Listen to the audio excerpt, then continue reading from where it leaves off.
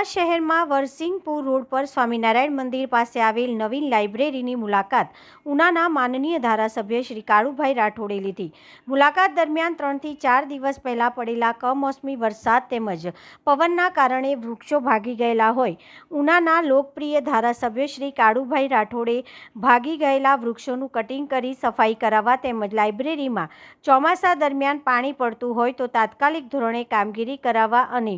Library ગ્રાઉન્ડમાં સફાઈ કરવી અને નવા વાવેલા રોપાઓની જાળવણી કરવા ધારાસભ્યશ્રીએ સ્ટાફને સૂચના આપી હતી।